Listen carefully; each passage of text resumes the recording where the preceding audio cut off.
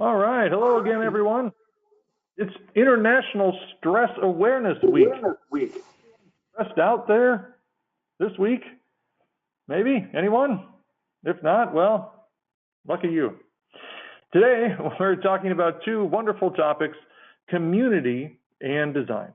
And we'll delve into some of the financial benefits of those two facets of Housing 2.0. We're also going to be joined by Ben Millar of Jinko Solar, who will be discussing how to integrate solar into your housing designs. Now, you know who's not stressed? Sam Rashkin. Because he's retired and he's the former chief architect of DOE's Building Technologies Office, and he's now focused on creating and teaching the content for the Housing 2.0 program. That content is based largely on Sam's latest book, Housing 2.0, A Disruption Survival Guide. The full program was established to help empower you, our building professionals, to design and construct higher performance, healthier, more sustainable homes at a fraction of the cost. Sam's going to lead us through today's seminar, also address your questions at the end. Now, before we get started, we have some sponsors that would want to alleviate your stress. The first is Schneider Electric, who is driving the digital transformation of modern homes with smart and sustainable energy solutions for ultimate comfort and energy efficiency.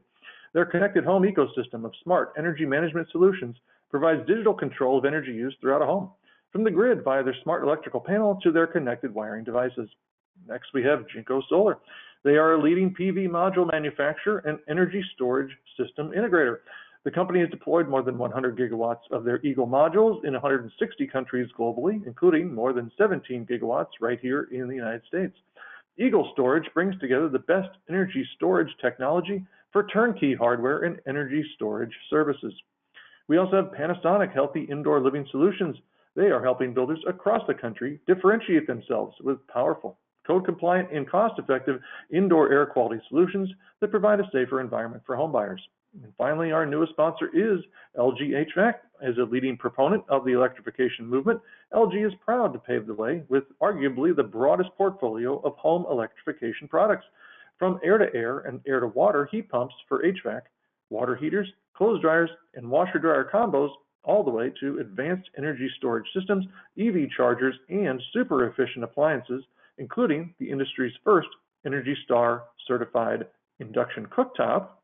LG's innovation and technology will help us promote decarbonization and collectively create a better life for all. Now, during the course of today's presentation, you can submit questions for Sam. Simply use the questions box inside the GoToWebinar control panel. I'm going to review those and pose those to Sam after the seminar. All right, I think we can all relax for the next hour or so as we listen to the calm, cool, and collected voice of Sam Rashkin. Thank you so much, Mike, and welcome everyone. Like Mike, so grateful to our sponsors, Panasonic, Schneider Electric, Jinko Solar, and LG Air Conditioning Technologies. This program is so unique, and it takes very special sponsors who recognize the importance of this work and are so helpful bringing it to you. Today is a special topic that's near and dear to my heart. How you live matters. How you live in your community and how you live at your home. And so we're combining two topics normally we would do in two separate sessions into one, which means today may run a little bit longer, but this is, for me, such an important topic. Often I speak to high performance homes professionals, and we have to remember people don't buy homes just for how they perform, but for how they live. So we're going to jump in today and have three topics. First, talk about optimizing community, then optimizing design, and then share how, when you combine all the optimization, in fact, there are hundreds of thousands of dollars of cost advantage that you can provide. And at a time when there's an epic affordability crisis in the housing industry, hundreds of thousands of dollars of cost advantage is just something that you cannot leave on the table. So let's move forward and jump right into optimizing community and recognize that for decades and decades, we've been building often so many new neighborhoods where essentially we're almost like warehousing people. There's so many aspects to what creates a great community. We all probably know them intrinsically. I want to try to kind of bring them to the surface today. The basic framework from Housing 2.0 about how you make great communities is first recognize the why. Place really matters. Place matters so much. It's why in real estate, the mantra is location, location, location, not house, house, house. And so place matters in terms of how you can connect the environment and the investment you make, because often the property you buy is the biggest purchase of a lifetime. So what and how we do are the goals and strategies for how we get to a great place. First, we optimize opportunities for interaction, and we do that with open spaces. Then what we do is we optimize appearance, and we do that with attention for quality features aligned with the budget for the community. And then third, we optimize persistence, and we do this by ensuring all aspects of the community and how it's developed are also going to ensure enduring value. And a lot of decisions are made from the very planning stage to how it's set up to operate, have huge impacts on what the value will be moving forward. So let's jump in right away. And you'll notice again, as I usually do, I have a community here at the top, and then we have the tabs, open spaces, quality features, enduring value, just to help you kind of stay kind of anchored in how we're moving through this kind of framework. So here's a picture of a typical, beautiful old town, and it's traditional Main Street. And we often know that we love these spaces, but we don't understand why. Well, the secret sauce or best practices are you want rear parking or parking in pockets where it doesn't dominate your experience on the street. Then you want limited street parking so that people, for convenience, can park there at an adequate amount of parking. And then you want outdoor spaces where, again, you like to hang out. Could be for outdoor dining or sitting, whatever it may be. And the right touches with hardscaping and landscaping are really critical to creating the ambiance for the community.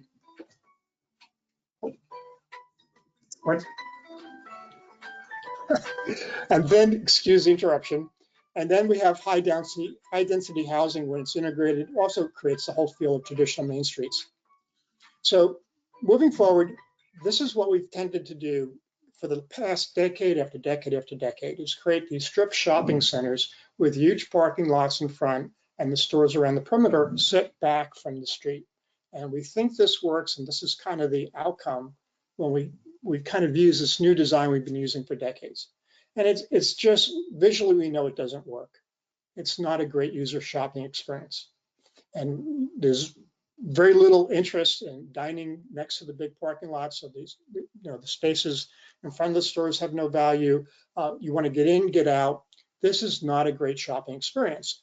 And it's so easy at no extra cost to create a great user shopping experience or town experience. You move the stores when you have a pedestrian friendly street to the street, just like we showed you in traditional traditional downtowns, and then you move the parking to the back.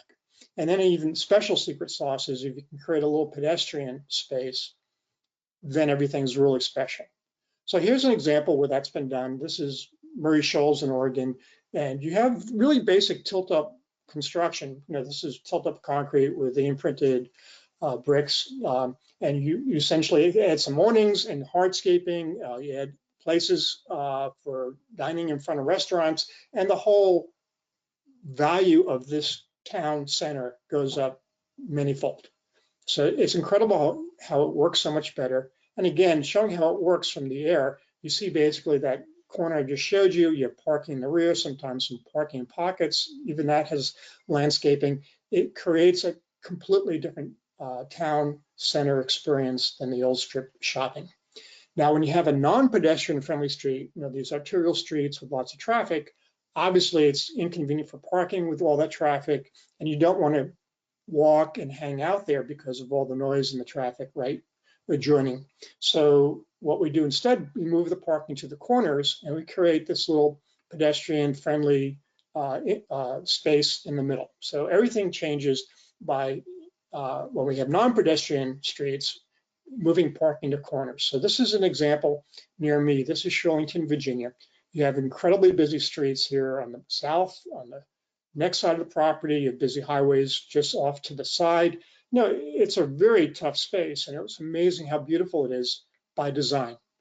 They're the parking lots. In the corners, most of them are garages, some of them are street, and then you create this pedestrian-friendly street buffered from the busy streets and the highways, and it's beautiful. It's just amazing what happens, and the value, the experience, the amount of use, and the profitability of the whole shopping center goes up manyfold just by design. No extra cost, just thoughtful design. It's a place you want to hang out, dining in the streets, everything flips. So you just have to be thoughtful about that. In the same way, open spaces that create parks have immense value. So here, going back to the 1780s, you have a city planned at that time called Savannah, Georgia. Many of you may recognize it, have been there, and you know why it's special.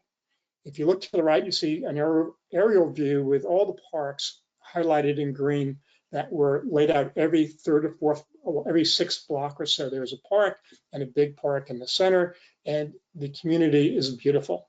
And what's amazing about open spaces is, unlike buildings that over time get worn, parks just go up in value because all the landscaping and the trees grow and become more lush, and the whole value of the space then goes up and up and up.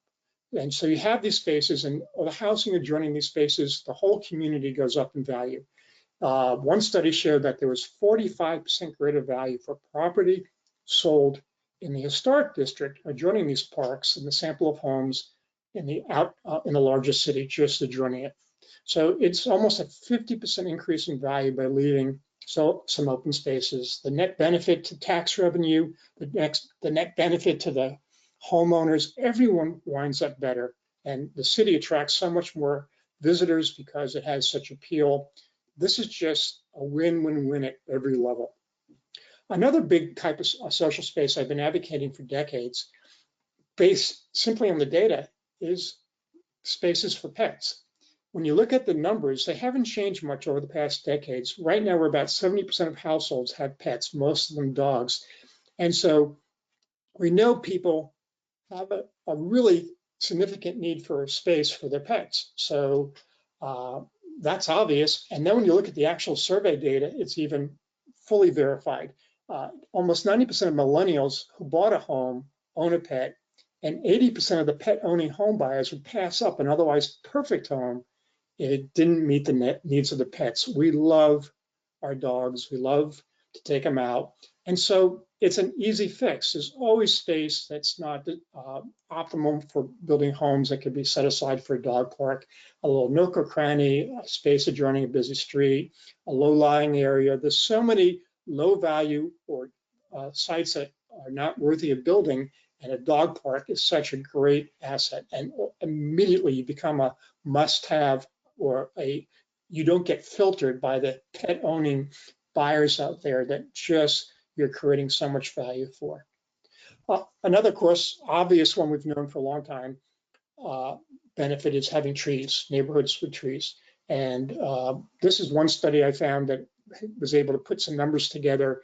So it ranges from 6 to almost 35% the extra value. Just tree covered neighborhoods or neighborhoods of mature trees are 6 to 15% more value. If you're building in lots with a lot of tree cover, it's almost 20% extra value. And if you're near preserves or green belts, again, it's 19 to 35% added value. So anything you can do to preserve trees that are there, plant trees early in the process of developing a community, all of that has huge impacts on value. And not only value, has impacts on wellness. This was a study done by Louisville, Kentucky, and they found that there's a 13 to 20% lower level of a blood marker for general inflammation in underserved neighborhoods planted with trees compared to other neighborhoods where there was no greenery. So you're almost up to 20% improvement in a significant health factor. But we all know that. When we hang out in neighborhoods with trees, the blood pressure goes down, we feel better, we breathe better. This is just something we don't even need the data. We know just from experience. And the other thing, again, that's so significant in communities is wellness. And connection is a huge part of wellness. When we're connected, there's, again, studies by the World Health Organization that is able to identify all these benefits relative to disease prevention, lower rates of anxiety, stronger immune systems, improved cognitive function. And additionally, another study done says there's a 50% better chance of staying healthy and having increased longevity. And that's included 300,000 participants in that study. So just huge benefits for creating connection, not that's forcing people to get together, but providing the opportunities to have the connection they want. And to get there, again, it's a matter of design. No, connection's not hard. The street on the left, obviously, is shutting every neighbor off from each other, versus the one on the right creates all sorts of opportunities for people to connect at the level they're comfortable with. And the basic practices, best practices for how we get there are, first and foremost, the garage. You either put it in the rear, which is the best, or if you're going to have it in the front, make it recessive so that, again, it doesn't dominate. Front porches are amazing, and the views to the front street, all those things create connections. So it's very simple best practices. Then another way to make neighborhoods have longer enduring value is to make them appropriate to where they're built. Here's Barstow, California. I remember driving through there when I first got to California to go to a dedication for a solar power plant. And it was stunning for me on a 110-degree day to drive through this city. And everywhere I looked, I would see buildings like this. And you should know a couple things. One is that every window has the blinds shut, and you can bet dollars to donuts that they're shut virtually all day. People tend not to want the burden of opening and closing based on the time of day when the sun's coming or not, just leave windows closed. Windows have three functions. They have a view, the function is to provide daylight, and fresh air when they're opened. And so that's why we put windows in, and now we're basically blocking the reason they exist because we don't consider orientation. And these are the typical kind of neighborhoods we built in these incredibly hot, arid climates, and even southeast climates. This is just insanity because it's a flat piece of land and we can build it any way we want. And the outcome for designing for comfort is we get glare-free views, free heating and cooling, about 25%, far superior comfort, much more natural light, access to cooling breezes, fresh air, and resilience. Our homes will be more comfortable longer, during a power failure or just in general. They swing longer before they need air conditioning or heating, and that costs nothing, and that represents tens of thousands of dollars of added value. And here's a neighborhood that shows how it's just a matter of being thoughtful in design. This neighborhood is right over here. This is Village Homes, Davis, California. It was developed in the late 70s, and essentially every street runs east-west, so every home faces north-south. 100% of homes faces north-south, with the roofs also facing south for solar for those that want it. And compared to the adjoining neighborhoods where there's virtually no focus on trying to get south-facing streets. And this neighborhood has had much higher increases in property value over time than the neighboring neighborhoods. And you can see this is a 1970s vintage home. I think these homes are almost timeless, but it's all designed to get sun, shade in the winter, to shade it in the summer, to reach it deeper into the spaces. We'll talk more about how we do that in the design module for the home itself. The outcome, though, when we apply optimization, is we can create so much stronger value communities. In the parlance of developers, an A location's close to an economic center where there are jobs, and as you move further and further away, you go to B and C locations where you drive to qualify. And we can convert C locations to A locations with good design. I'll show you one example out of many I have, just because of time constraints combining the topics. But essentially, Serenity Farms, for me, is like an incredible example at the highest level for what happens when you do all the best practices. And the outcome is 75 to 100% increase in lot premiums compared to the adjoining communities. So this is the basic plan for the community. They only use 30% of the land. Of course, they used the land that was easiest to develop in a site that had a lot of rolling topography and hills. And what they did was, as a result, create all these open spaces, parks and town centers and trails and gardens. The quality features, the landscaping are amazing. And for enduring value, there are so many lots with incredible views, loaded with trees, rear garages, so the streets are just incredibly beautiful, and neighbors connect, and front porches, and great governance that protects everyone's interest. So, this is how, again, topography is used to the maximum. Almost every home has beautiful views. You have small homes and you have big homes, and they all are beautiful. They all are facing the street and creating connection. And then you have these beautiful little town centers. Today, you don't need much of a town center. With all the online shopping, a coffee shop, a bakery, a hairstylist, a dry cleaner, you don't need too much to create an incredibly functional town center. Again, you notice the outdoor dining and just the connection that happens. This is another one of the town centers in Serenbe Farms. And what is the signature feature in Serenbe is the farm itself. It's a huge farm with a farm master, amazing farm to table products for both the local restaurants and the residents in the community. It's just incredible. And again, the trails are just stunning because the landscape is naturally beautiful. So again, this is one of the most successful communities in the country. It's 40 miles outside of Atlanta, and it's one of the most highly desired places to buy a home, just by design. Moving on to another example, I always want to make sure people understand this is not just for high-income neighborhoods. So here's an example of converting affordable housing into sustainable communities. I spent my whole early childhood driving from Long Beach, Long Island to Brooklyn through Far Rockaway, where all these public housing projects were built, and they had no sense of optimization for how people lived. And like a few decades later, they're just torn down. There is no sustainability. There are such horrible living environments, and we have to, at even the affordable housing level, almost be even more dedicated to good design for how people live. So here's an example of a master plan community for people who are chronically homeless. And it's stunning what they did. These are the concepts, and it's under development now. And again, I hope that most of this was able to be integrated. But it starts with just the core reason they exist are just all about nurturing people, love, family, hope, accountability, growth.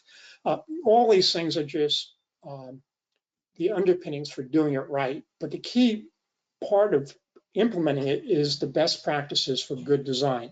Open spaces, town center, trails, parks, recreation gardens, quality features, landscaping, enduring value, views, front porches, governance. The same things I just showed you for Serenbe. And here's a community. These are all drop-in, small, modular, tiny homes where the residents can live.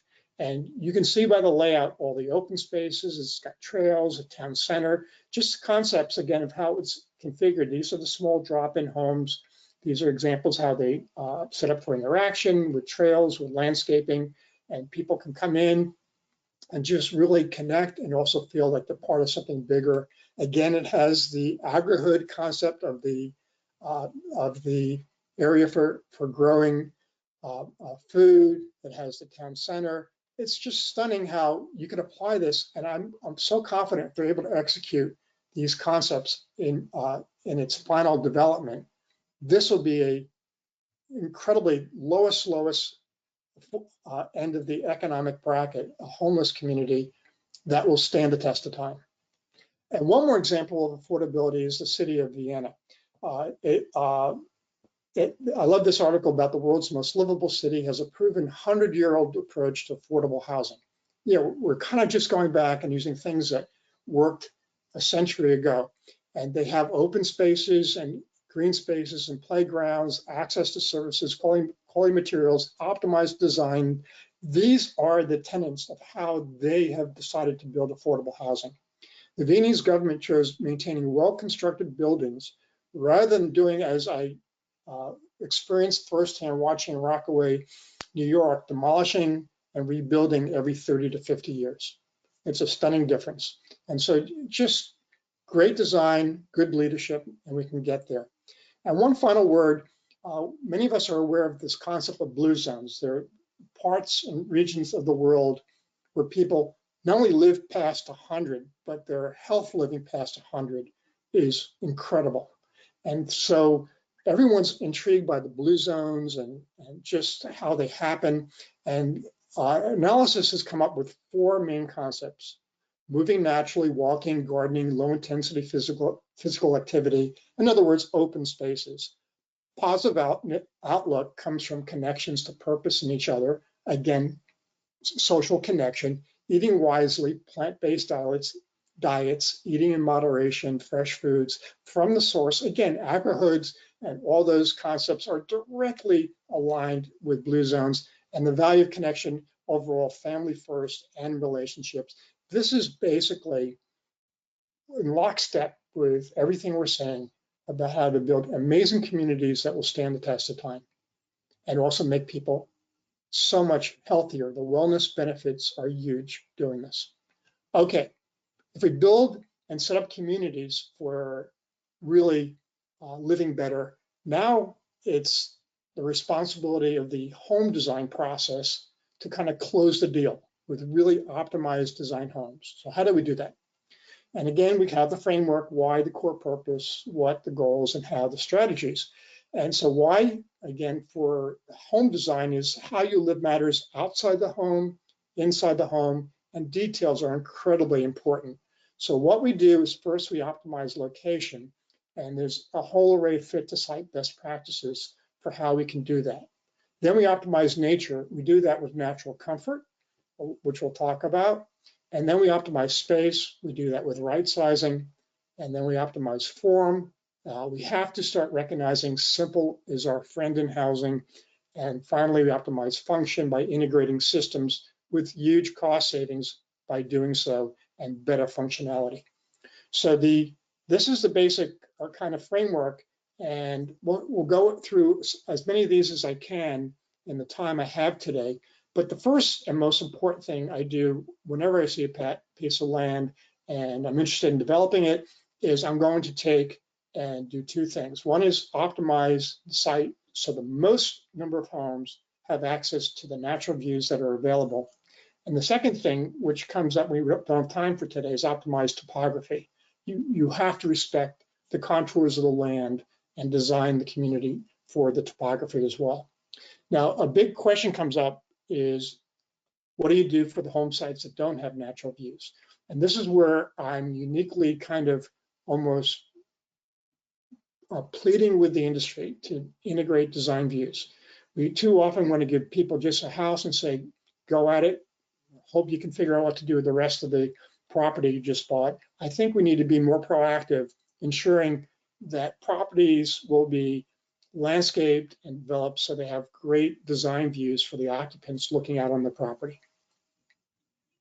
So this is an obvious one, right? I don't need to talk about it. If you have a great view, water, vistas, green spaces, cityscapes, and you're building a house, you have to do everything to maximize that view. That's a no-brainer. But if there's no natural view, now we have all these windows looking out, what are we going to do? And so the options are 2. One, we could offer a landscape upgrade to make sure we have a great view, or 2, to help increase the probability of a great view, is provide expert landscape plans, knowing that most people tend to just throw stuff together themselves where things usually don't go very well. There's some people who are great at it, but by and by the vast majority of homeowners are not expert landscapers.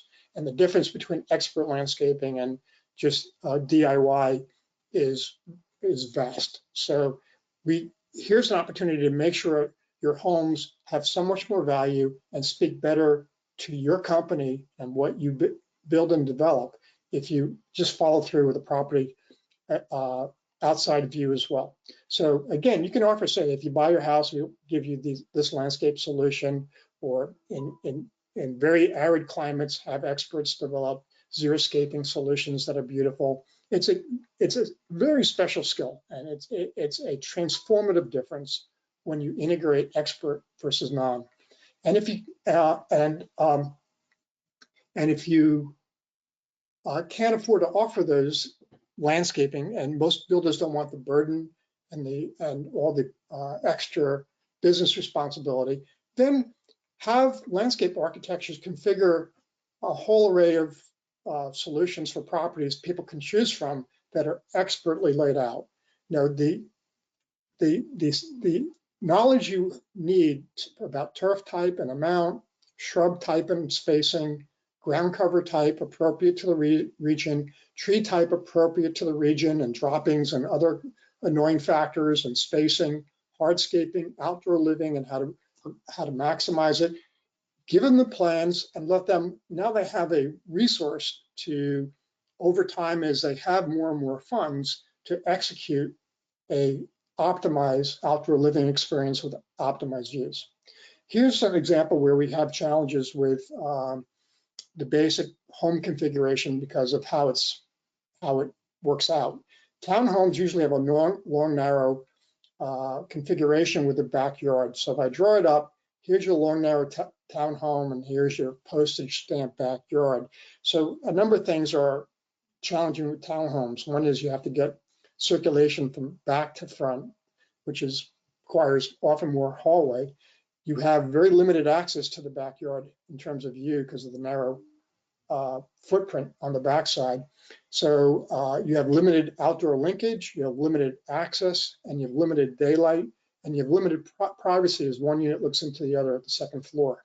So it's a very challenged building type to create a really good back view. And this is a typical outcome.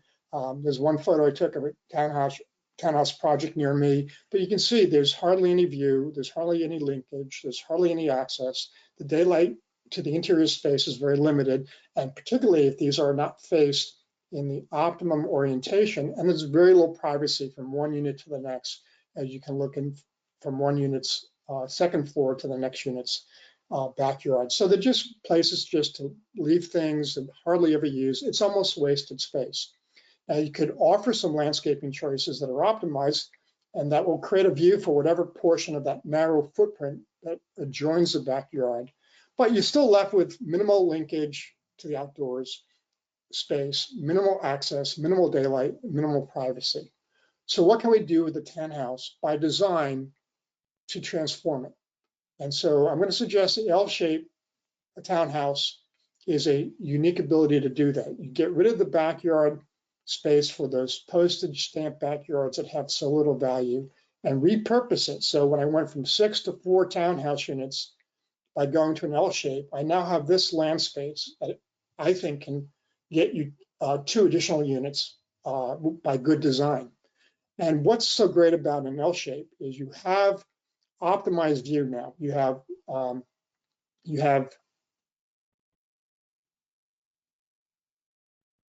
because, well, first of all, you have the privacy because this wall doesn't have windows looking into your courtyard. Then you have the optimum view because you have an active side that's adjoining a tremendous proportion of the footprint of the home instead of just the back. And then you have the secret sauce of a center entry, so you have a full front room and a full front porch.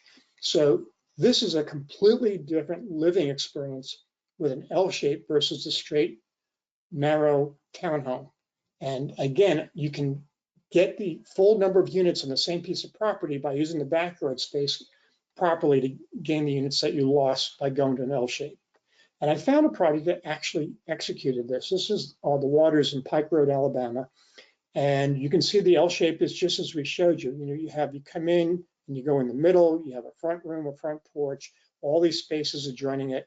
This is what it looks like and how it lays out unit to unit. And recently there was a home for sale I was able to find on Zillow.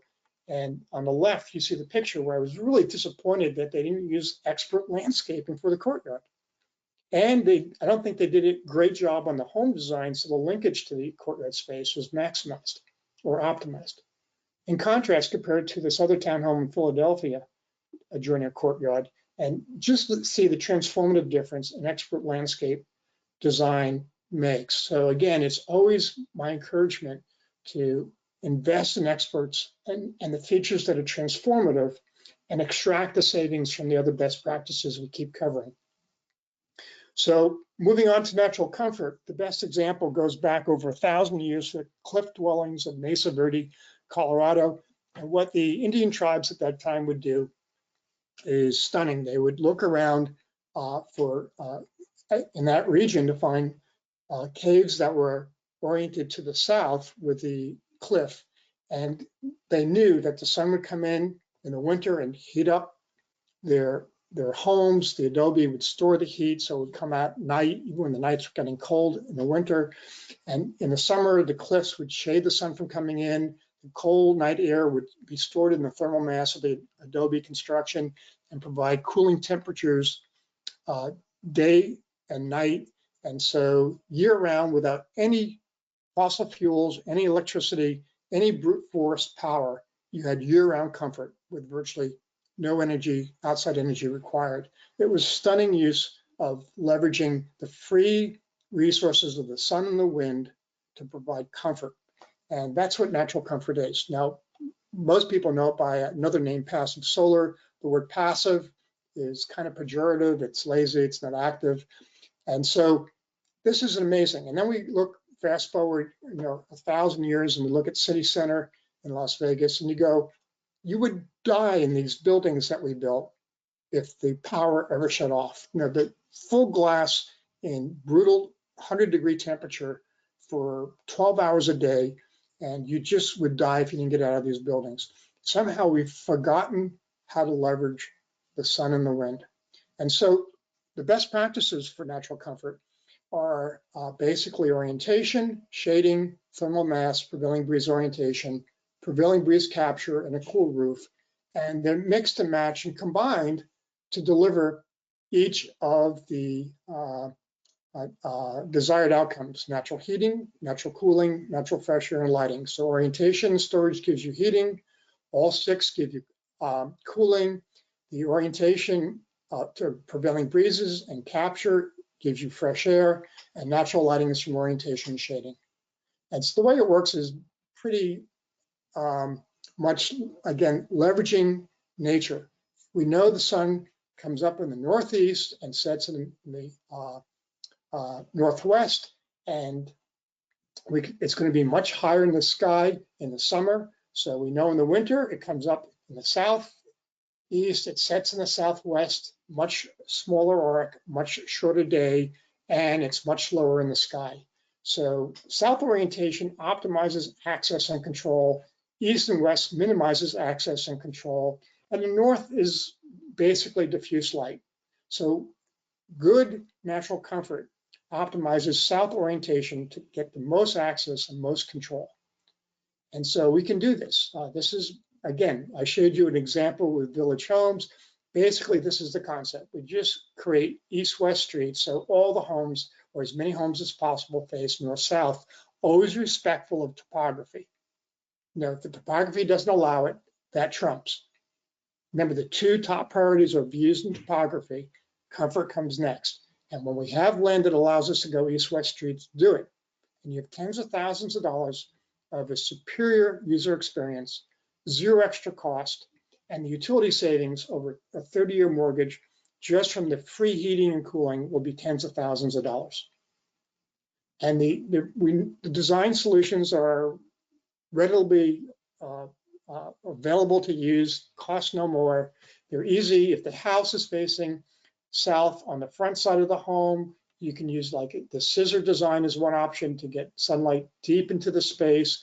Again, the overhangs block the unwanted high summer sun, but let in the low winter sun. Thermal mass stores it, all the same things that we saw in the cliff dwellings. And it's just, it works over and over. If the backyard's facing south, I might want to raise the height of the room there so we get sun deeper into the living space. And we have, again, overhangs blocking the high summer sun, letting in the low winter sun. We have a trellis at a mid-height of a high wall to make sure the lower windows are also protected. As you can see on the right, and we have thermal mass. It's the same basic toolkit being used over and over. And in absence of doing this, again, the home, all the blinds are drawn, the sun's too brutal to leave the windows open, and we lose the three core purposes of windows: daylight, views, and fresh air. So here's a friend of mine who has a house in Connecticut, works at a national lab, and you can see in the winter, all the living spaces on the second floor, and it just, all this free heating and daylight comes through all winter.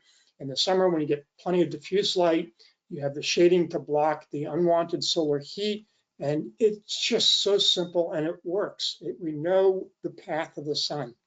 Here's a house I designed in Chico, California in 1982. Again, you see all the windows are shaded. These are not skylights on the roof. Those are batch solar heaters doing an amazing job providing free hot water with no pumps or controls. And just solar systems just are there for the taking, solar resource. Remember how much thermal mass is important to this concept, though, because it's like a thermal battery that makes sure even in the winter, when you're collecting a lot of solar heat, you don't get too much heat. And it stores the heat so it can be released at night. Normally about 5 square feet of thermal mass per square foot of south-facing aperture is a good rule of thumb.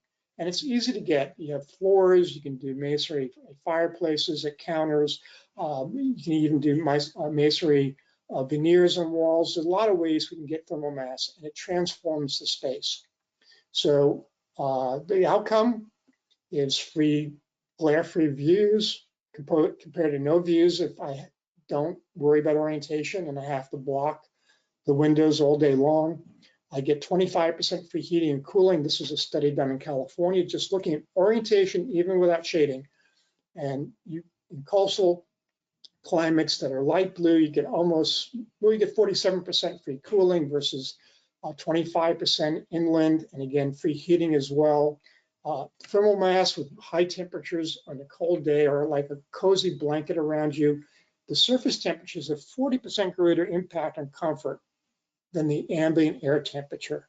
And then the wellness benefits of natural light. The vitamin D boost is boosted from the sun coming in, the wards off seasonal depression, improves sleep and productivity. And then natural light, again, is shut down when you don't do orientation like on the left, and it's just abundant when you do it on the right, and then you get the views as well that are missing when you don't. 98% of home builders, almost 100%, designers and architects scored natural light top home feature in 2022. It's just insane free gift waiting to be taken. So there it is, tens of thousands of dollars of the user experiences we talk about at no extra cost. And builders often say, I don't do it because I don't know what lots I'm getting. And my answer is, well, by probability, 25% of your lots have lots where the rear faces south and 25% have lots where the front faces south. Have designs ready for those 50% of lots that will have the right orientation ready to go. Okay, I'm going to stop here. And Mike, do we have Ben ready to go? Well, I believe we do. Ben, are you on there? Oh no, we lost Ben. Coming back in right now. Good job. Good job. I'm going to make myself the presenter so that I can move some slides for Ben. Ben, can you hear us? I can. All right, I've got your slide up on the screen, and right on cue, you are with us. Well, very good, very good. Well, thanks for having me. My name is Ben Millar. I'm the head of business development for Jinko Solar, which is the world's largest solar manufacturer, and we also manufacture battery storage as well. I wanted to chat with you today for the people that are thinking about integrating solar into their homes about kind of the top 3 kind of mistakes and or good things to do when you're integrating solar into your homes and into your designs. You can just go ahead and go to the next slide there.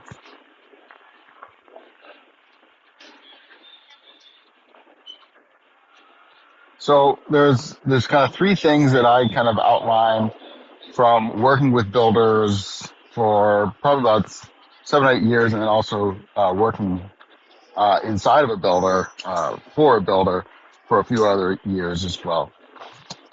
When people start thinking about integrating solar, one of the top thing I think builders don't do well is they don't claim enough credit for what they're doing. It seems silly, but oftentimes what they do is say, hey, this is a home, when they're talking to a homeowner, this is a home and it also has some solar on it. And the solar is great, you should get this home. Or they say, hey, we have solar, and by the way, you can add solar to it.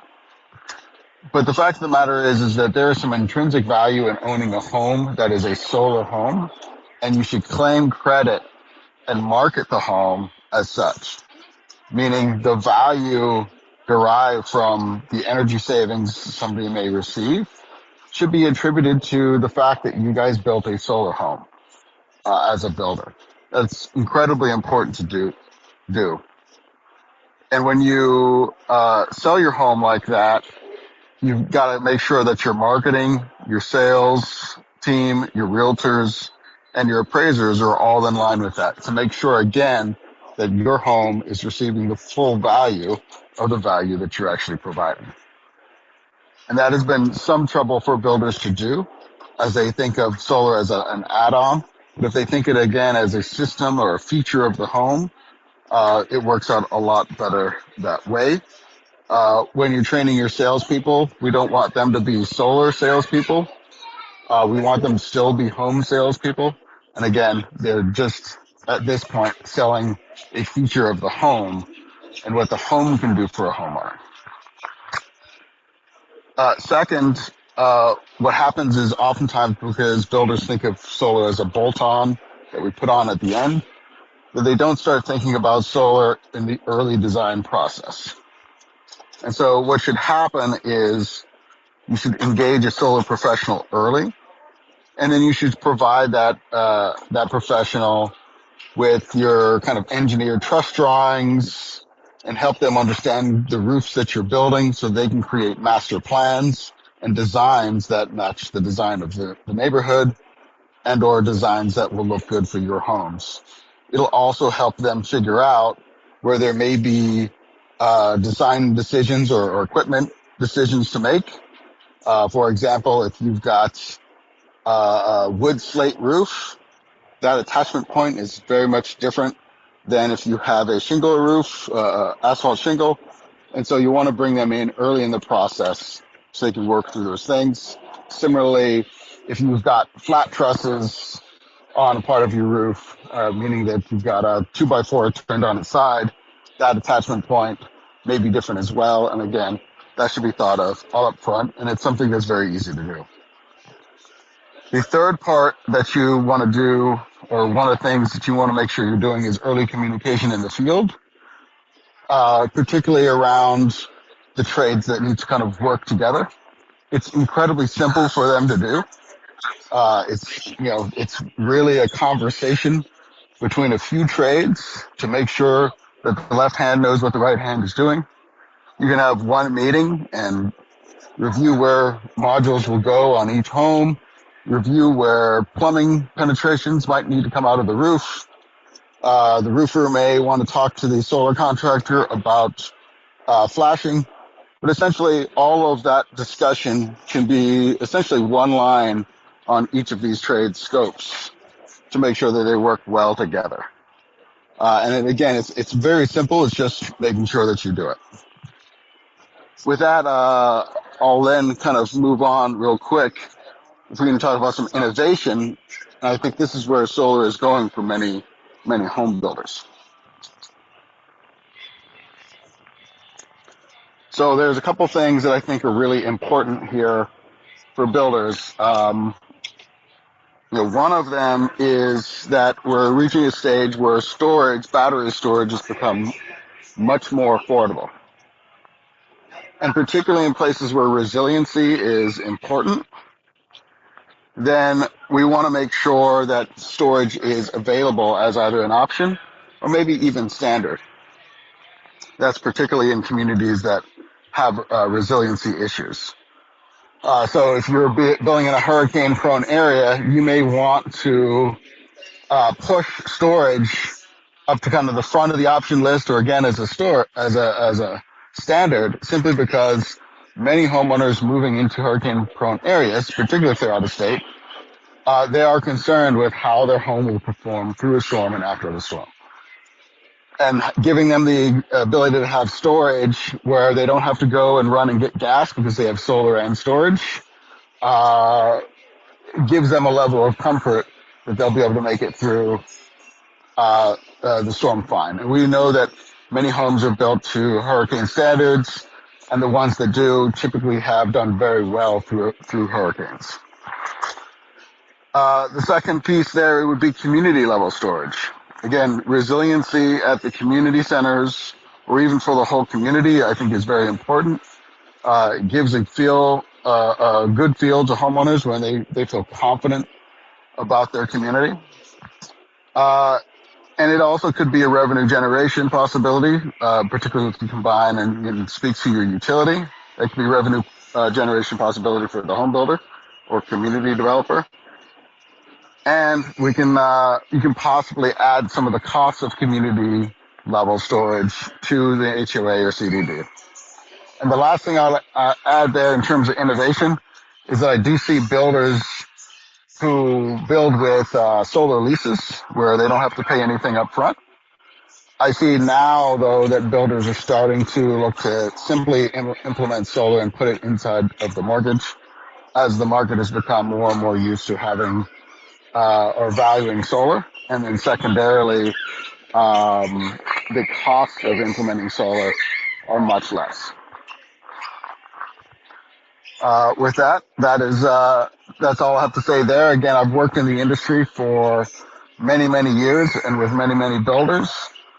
Solar is actually a pretty easy thing to implement for a builder, and it will provide the most amount of benefit compared to other forms of solar when built into the home in the beginning.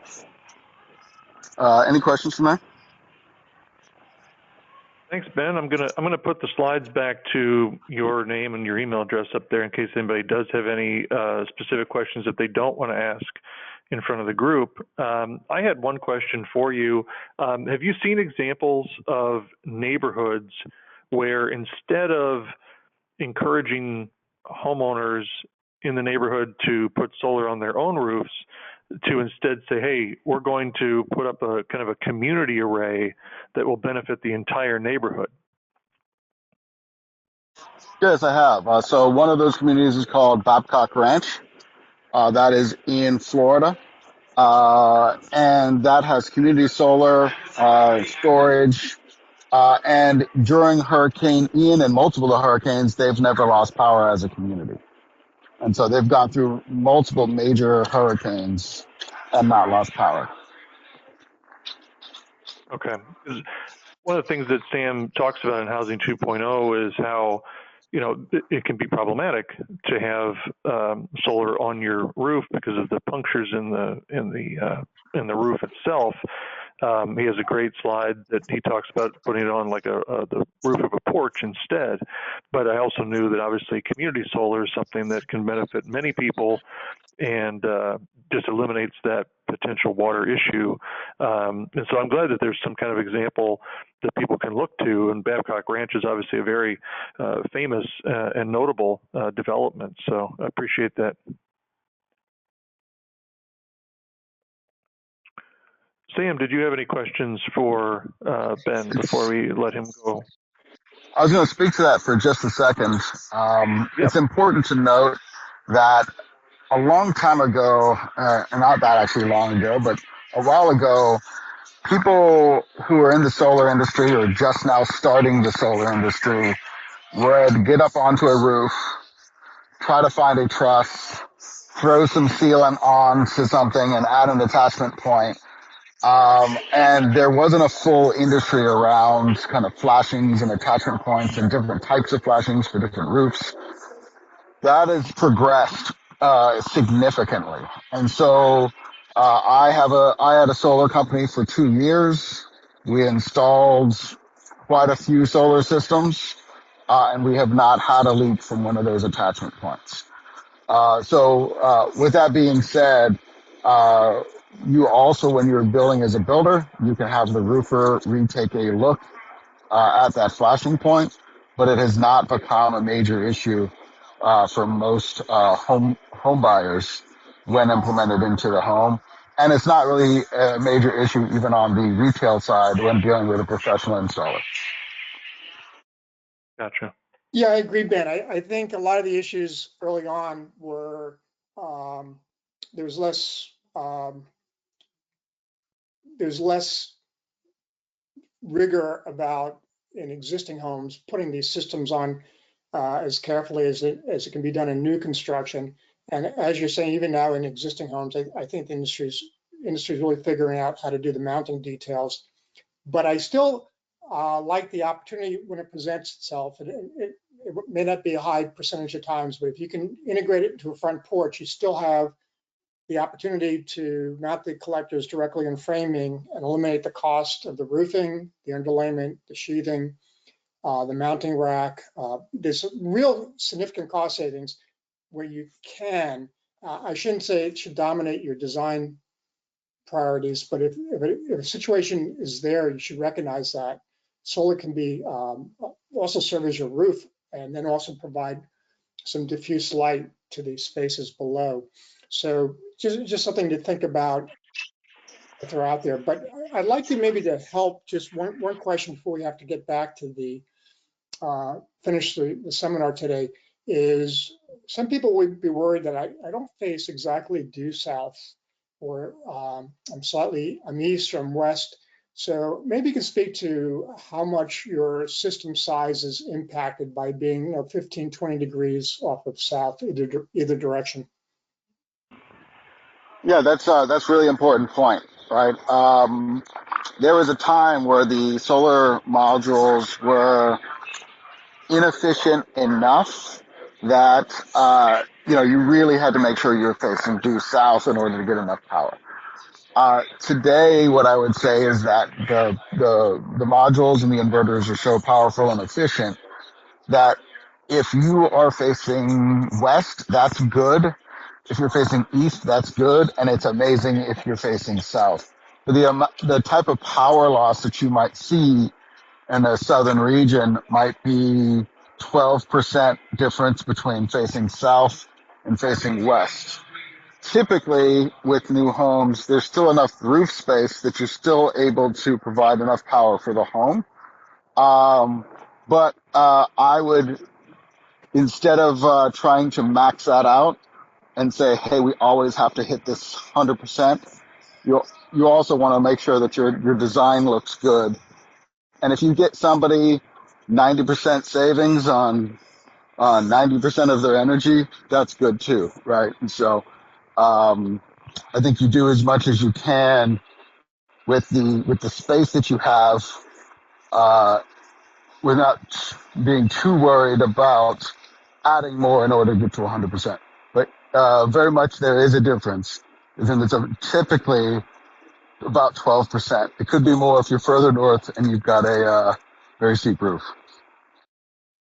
That's a Hey, big Ben. help and safe travels. So glad you can make the time to join us today. And people have your contact information. Really appreciate you being part of the program. Yeah, thanks, guys. Yeah, thank you much, Ben. Really do appreciate it. And just have safe travels, sir. Thanks, guys. All right, Sam, back over to you. Hey, thanks so much, Mike. And so moving forward, we talked about a little bit about fit to site, natural comfort. Now's where there's a huge potential for saving substantial cost to the degree that you're not already right sizing. So to some extent, a lot of people have been pressured to get their homes tighter and tighter. but there's always the opportunity to just optimize and get more and more out of the space. So there are two strategies here for how we do that. One is to take the space we have so it works better, and optimize it.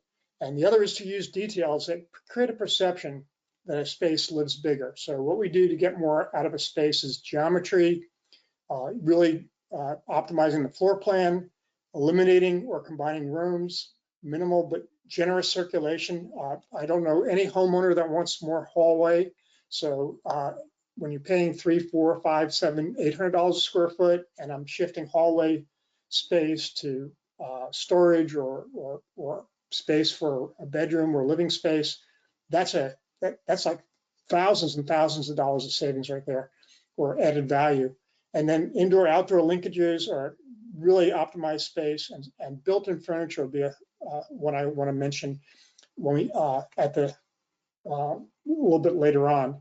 And then the details like changing ceiling heights and trim hardware finishes, color and lighting have a huge impact on the perception of space. So let's just talk about the concept of right sizing. And one industry has just crushed it, the automobile industry. We look at it, the products they built decades ago, half a century ago, and today, it's amazing what right sizing has done for them. So you see side by side here, the 1970 versus 2020 Chevy Impala. The new Impala may be over 2-3 feet shorter, and yet it has the same usable space, leg room, trunk room, headroom, with all these additional user experiences, lower gas bills, longer life car, amazing improvement in comfort, handling, amenities, from stupid things like cup holders to all sorts of features for cameras so you can see where you're backing up, smart convenience, and quieter ride, smoother ride, safer ride.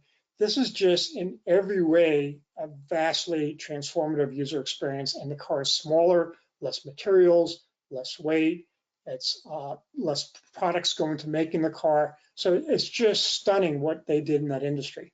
And I'm suggesting we need to kind of look at those same strategies in housing. And just let me give you an example, just how geometry alone makes a big difference. So I have two examples, just footprint of a 1,500 square foot house with a long, narrow configuration, 60 by 25, and a square configuration, almost square, 37.5 by 40 feet. Both are 1,500 square feet. But the long, narrow configuration has 170 linear feet of wall and foundation versus 155 for square. So I'm paying for 15 more feet of wall and foundation. If it's 2 stories, it's 2 stories of walls and foundation. And I'm getting no more square footage. And so just that is almost a $2,000 cost saving with some old cost numbers. So if I use a little more current numbers, I'm pretty sure it's getting closer to 2,000 just by geometry. And I have twice the view to the backyard, and I have 10% energy savings. Now, in longer presentations I do about community, I show how you can configure communities with square versus rectangular lots and get the same density. It's a matter of whether the depth of the lot and how you do things to do that.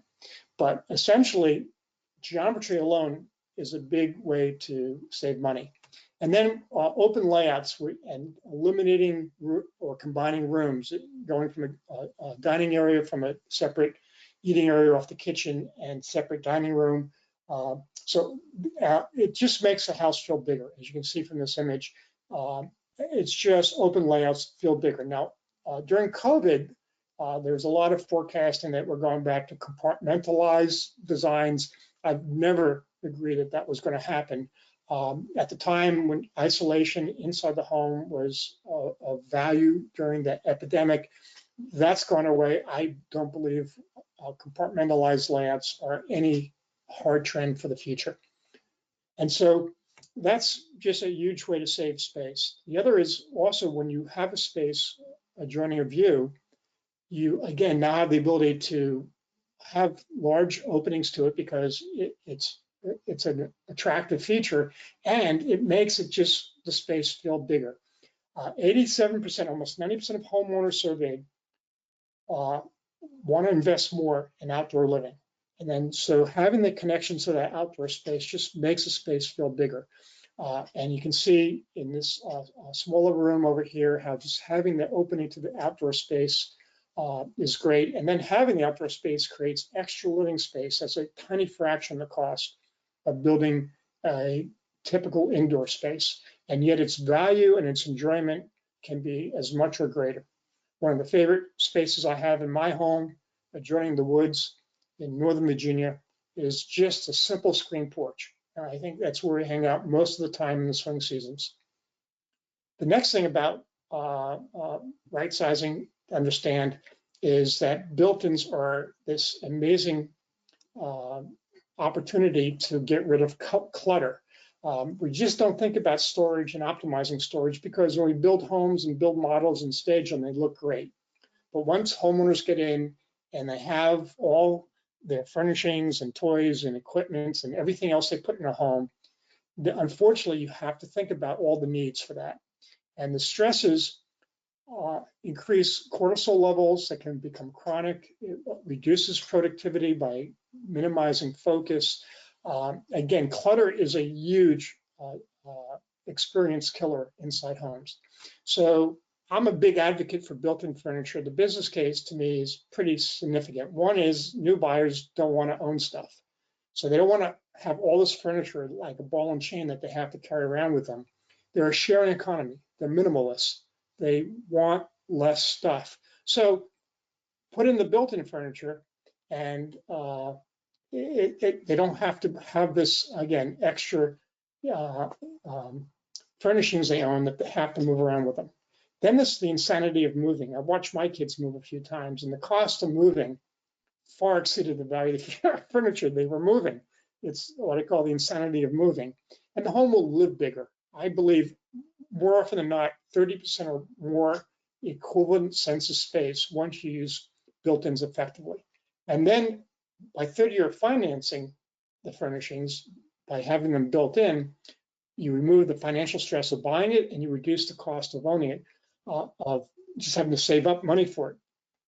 Lots of options for built-ins: window seats, entertainment centers, shelving decks, dressers, closet storage, hutches, drop zones, or where you come in the house, a space to put all your umbrellas, your wallets, your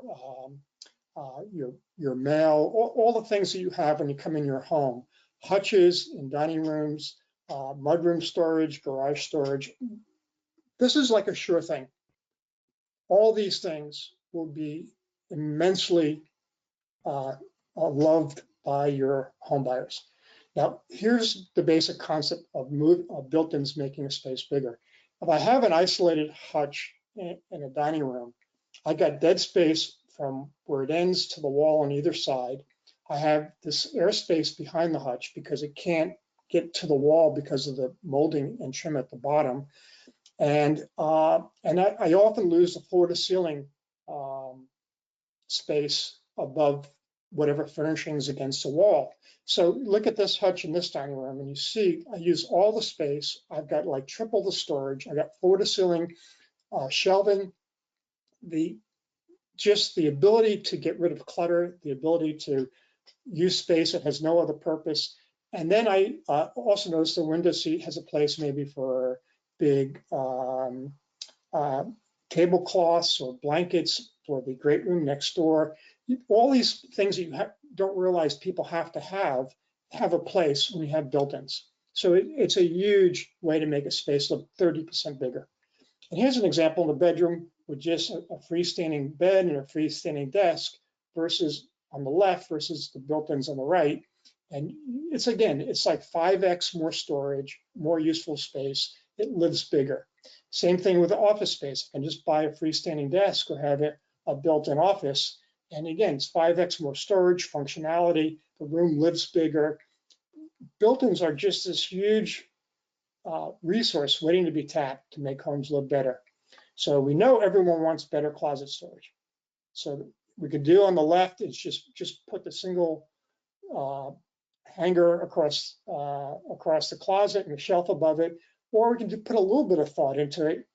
For another few $100, I can do this, and you know your buyer will love it.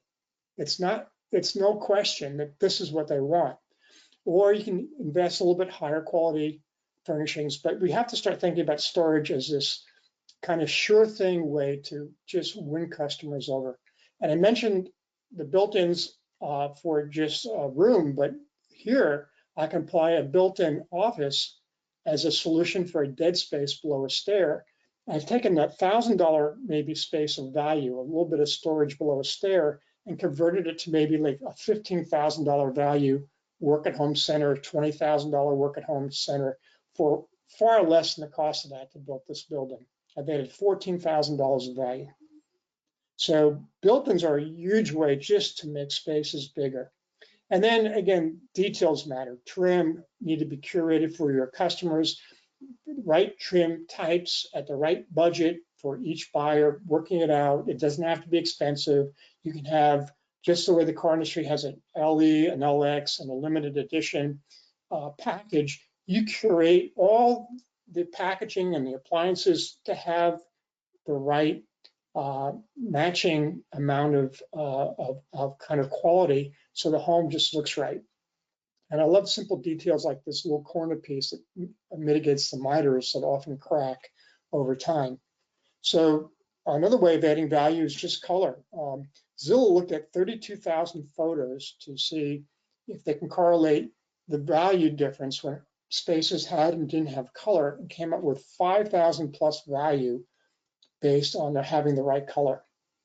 And then there are ways experts know how to use color to get the most out of that value. So this is a 60-30-10 rule a lot of experts use. 60% of a space uses the bulk color, 30% is dedicated to a secondary color, and 10% is for an accent color.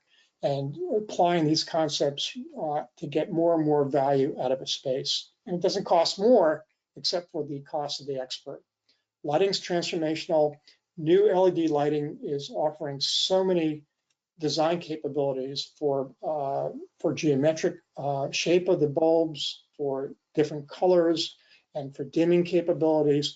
Often the experts can just, again, transform spaces knowing how to use advanced lighting. So when you apply all this, and you're basically creating value by leveraging space. In this example, the open plan, eliminating combining rooms, minimizing circulation, built-in furniture, and you're enhancing the space. You have drop ceilings and varied ceiling height. We have indoor-outdoor linkages, varied ceiling heights, quality trim finish, and hardware aligned with budgets, expert colors, expert lighting. So that's what right sizing can do. And here's a plan I did in the 80s for a set of builders working with a utility company on a concept project. And this 1,400 square foot home, again, open layout, huge kitchen, great room, huge master suite with big closets and storage and a tub and shower and double sinks and separate room for the commode, separate bathroom split. So 2 users for the bath area and the sink area, bedrooms with built-ins with dressers and desks like I showed you earlier, and an office space. And so this 1,400 square foot space, I'm going to submit lives like an 1,800 square foot footprint. And if it's $250 a square foot, hard cost times 400 square feet, that's $100,000 of savings if the buyer buys based on the experience, not cost per square foot. Next concept is simplicity is the ultimate sophistication. Europe, when we go there, we're always, I think, thinking the architecture is so beautiful because it's complicated. It's just the opposite. What's interesting and rich is the detail of the streetscapes, the hardscapes, the use of color and use of details like canopies and trim. So Europe is so rich because they use basics and they keep the buildings themselves simple. And so I'm going to suggest this is a secret sauce for tremendous cost savings in home design as well. A simple floor plan, simple exterior, and simple interior. And moving to some of the examples, first, just one study found that 80% plus of over 17 or of nearly 1,700 Americans wanted homes that were more simply designed. Now, I think people recognize, one, that they have more maintenance with complexity, and two, it's just too much to deal with. So people want simplicity, and I always said, you know, you can wait for trends to tell you, but I think we've known for decades, I've been advocating, this is just a better solution. So here's an example how it just adds cost and takes away value. So anytime I have, let's say, like a recessed porch in this project, I have to build this 12-foot wall and this 12-foot wall, exterior wall that I didn't have to build before. And I'm losing about 200 square foot of space for this deck. And what winds up happening is a 12 by 16 recessed porch with 24 linear feet of wall and foundation. This cost me almost $3,000 for the exterior walls that are extra compared to much lower cost interior walls. I can just keep that space and add an outdoor porch off the back. I think it's a better design. You have a bigger porch, it's more functional. Everything's better for lower cost. And that's always the kind of corollary to what happens when you make it simple. So here's that floor plan I showed you earlier. That's very simple compared to this floor plan that's also 3-bedroom, 2-bath. It has 9 more corners, 15 versus 6. So it's another $13,000, $14,000 of cost just for the complexity of the footprint. Is that adding value? Is it going to translate into what the buyer will pay for? So again, simple is an amazing way to improve profits. Here's also just the little details that matter with functionality in the floor plan. Anytime I build a corner kitchen cabinet, so I can get my cursor moving. Anytime I have a corner cabinet here, I have either a very expensive Lazy Susan cabinet that goes here and a very difficult to reach upper cabinet, or more often when I go to homes today, I'm seeing builders do this, make a dead corner in the lower cabinet and a dead corner in the upper cabinet. It's just dead space. And I can't use it to prepare food. It has hardly any value. And so what would be much more cost effective is to take this pantry cabinet on the left, that's kind of an ugly end to the counter, and move it over where you have this dead space. Get rid of this, and then you gain all that pantry area as extra counter. So you wind up with the same amount of counter. I don't have to have a counter with a seam going from this direction to this direction. So it's lower cost for the counter. It's lower cost for getting this expensive cabinet out of the mix. And it's just a better kitchen that's simpler and more functional.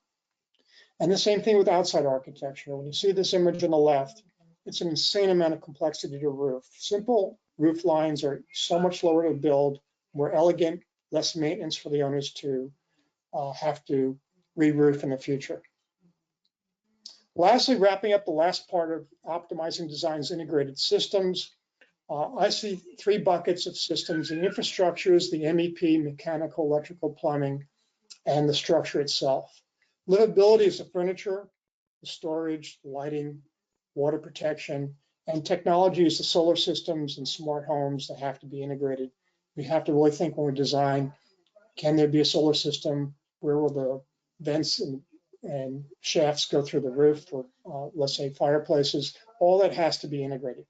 So just building roofs that have 2-foot or 4-foot dimensions is easy because the truss manufacturer doesn't care if it's 4.87 or 5.1 or 5 and 12. So if we design a roof for 5 and 12 and make a barely perceptible 4.87 and it goes to a 2-foot dimension, I've eliminated all this cutting and waste on the sheathing material that can be thousands of dollars of savings. Similarly, when I go to more 2-foot dimensional framing versus 16 inches in center, I save wood. Also, I can reduce load-bearing walls, so I don't need headers. Here's an example that we show of a project where they got 42% savings in framing material just by optimizing the wood framing. This was a multi-family home project. Then they also got 16% more insulation because they had less framing. And then they had 25% less sheathing because they didn't have to cut sheathing as much and less waste. And when you think about structure from the very beginning, when you put pen to paper or start on the computer drafting of a design, and you conceptually think, how can I integrate structure? You can come up with some concepts that are dramatically lower cost and better experiences. So traditional solution normally is to have in a cold climate, have a basement and then 1 or 2 floors and then an attic. And if what I do is convert the lower level basement into an upper level by going to an unvented SIP attic, I can effectively trade off the low value basement space that might be worth $100 a square foot or a few $100s a square foot to the upper level space that's worth $400 a square foot. And I wind up with a lower cost, shallow frost protected footing, and everything else winds up to save tremendous amount of money with a better living experience in a house with all above grade space, with daylight, with views and so forth. So I can save up to $6,000 in the shallow frost protected foundation, about $1,000 or $2,000 in framing. I have the 3 gable walls that we normally build to use for the upper level space. I have to put in egress windows, that whole Swiss cheese of openings and penetrations and shafts in the ceiling adjoining the attic. Those all go away. I don't have to build attic venting. I have less waste, less time. And then I have the space above that might be worth 60 to 100,000 more than the basement below. It's much more valuable space. So by thinking about structure at the very onset that I start to design the concepts for the home, I can extract up to $120,000 of savings. So again, very significant to think about all this at the beginning. Similarly, I can think about my plumbing from the beginning. This is a normal design. This is actually a Habitat for Humanity project, and had the water heater in the garage, and you have all this perimeter that you have to run piping. My friend Gary Klein calls this the plumbing square, where you basically, essentially, you take all the plumbing walls and you basically draw a line. So I have to go here to get to this plumbing wall for the sink, here to get to the plumbing wall for the bathroom, and back to the water heater. So that's about 80% of the footprint of the home. I can revise that down to 8% if I put the water heater in this little pantry closet right here, and then put the pantry in this corner over here. So you see, just by putting all these concepts together, I've drastically removed the time it takes to get hot water to all these bathroom fixtures. Unlike Gary Klein, I don't care about this kitchen sink having instant hot water and being close, although it's much closer to this water heater here than it was to the garage. Because when you use a kitchen sink, you're going to turn on the water and you can rinse the dishes, and there's no like waiting for hot water. You're able to start washing right away. So I can save maybe up to $1,000 or $2,000 of plumbing costs, according to my friend Gary, by using compact plumbing. So it doesn't have to dominate your whole design concept, but this is such a minimal thought to move your water heater to where you really care about it, in this core area where all your bathrooms are located and your laundry. Also plumbing, I mean, also furniture is a system. You don't think about it, but you have to think about the furniture to really get your design to be optimized, to minimize wasted space, functionality, and simplify your construction. So a good friend of mine did a layout for this project. I have a copy of the layout. And when I saw this bedroom over here, and I saw this door over here, I said, well, where am I going to put a dresser? Because basically, this window doesn't allow it. And so if I just move the bed facing this way, plus the view out to this terrace above the out here, I now could put a dresser here and a dresser here. So just getting the furniture layout worked out told me where this door needed to be upstairs.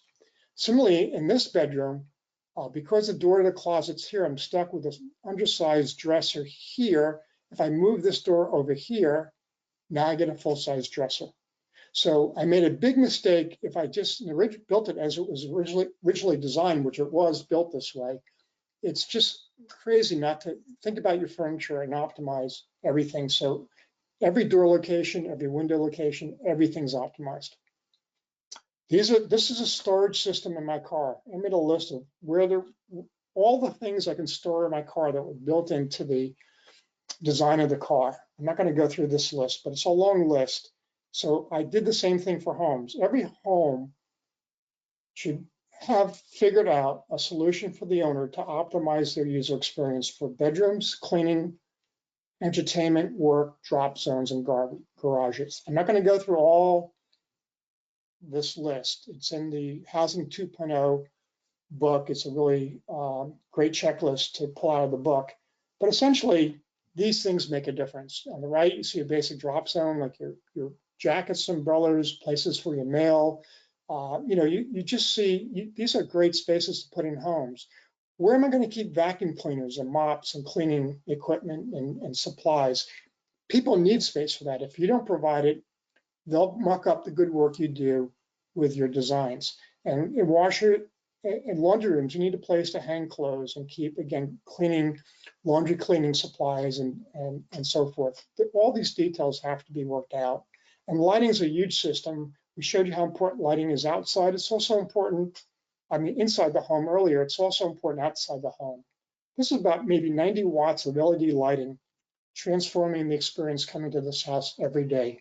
If you're a builder, your neighborhood with this lighting will have such an immensely greater impression on the value of homes you build. So how does this add up to hundreds of thousands of dollars of cost advantage? It's just stunning to me. I've been going through all these different cost factors, and we have to start really being diligent accounting for them. So here's the list of benefits in terms of lower cost of ownership, enhanced wellness, and future value for optimizing community. Natural comfort, remember, 25% free heating and cooling.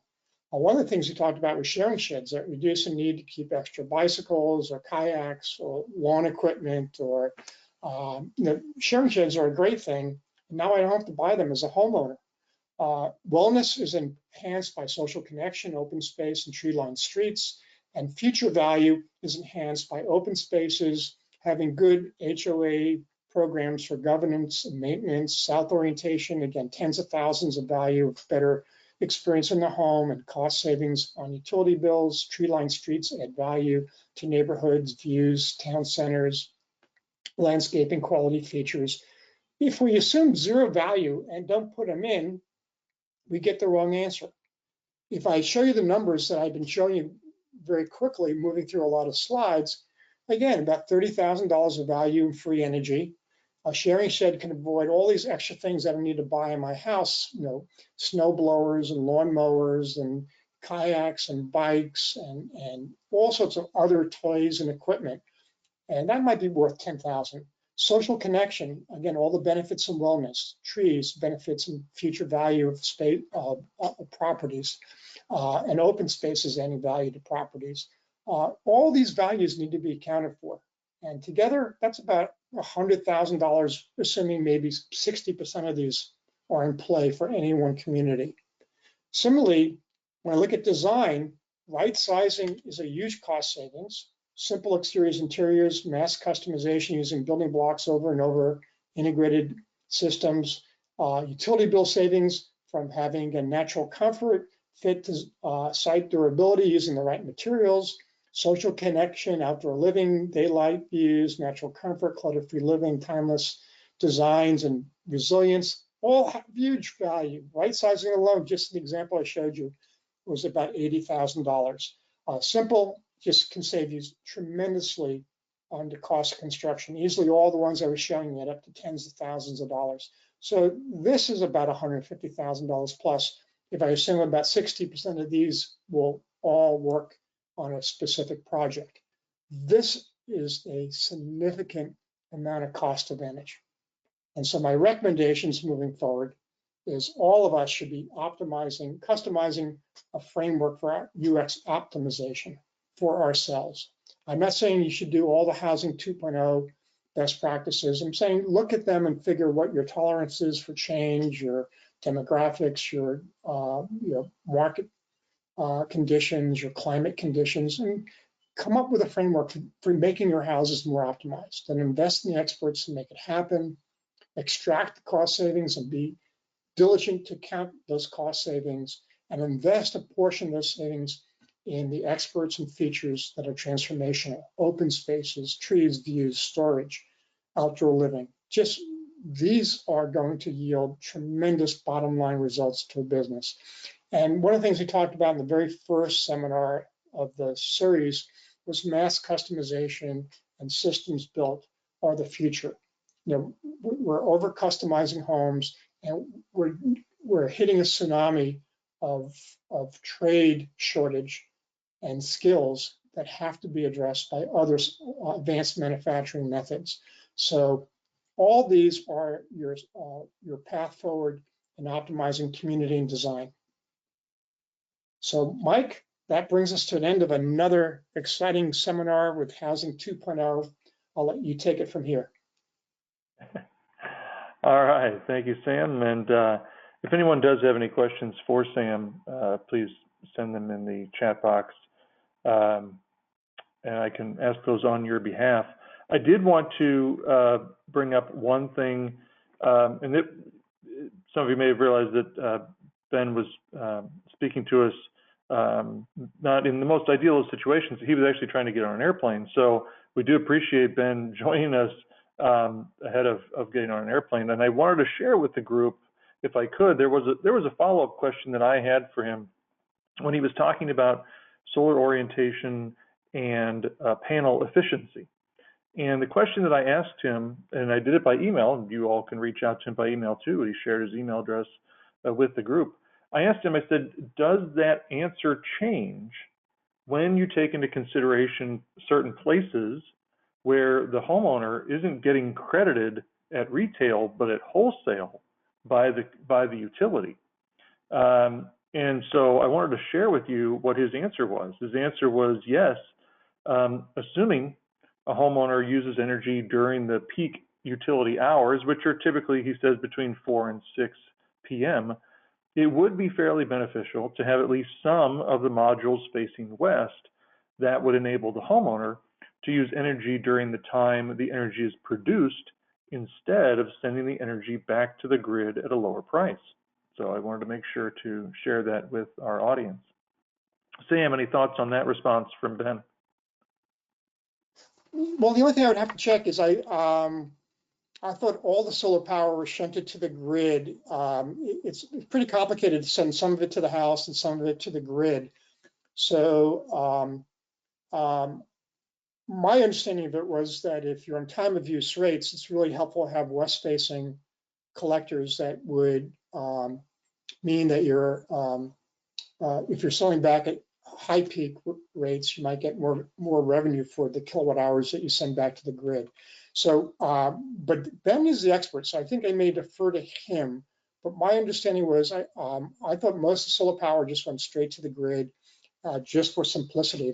It's just hard to shunt some to the house and some to the grid, but I may be wrong. So, yeah.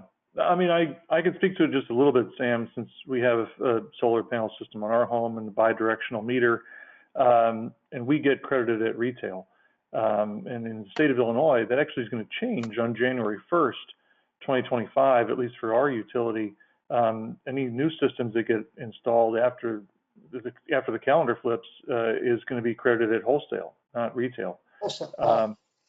Yeah, that's a fairly sizable financial difference. And so a lot of solar companies around here are very busy at the moment, trying to get those systems connected by the end of the year. But I will say, having a directional meter. No, yeah, go ahead. That's like 1/3 the cost of what you're paying is wholesale. So. Yeah, the credit will be quite lower. And so having the bi-directional meter, you know, the power flows both ways. And so on normal days, and again, this is my own experience, we've had our system for about 7 years now. During the daytime, we don't use nearly as much power as our system produces. So we send the bulk of it to the grid. But I say the bulk of it. We do still use a little bit of power. Obviously, I'm on a computer, and for purposes of the webinar, I have a light on up above me, and you have your normal base loads of things like refrigerators and whatnot.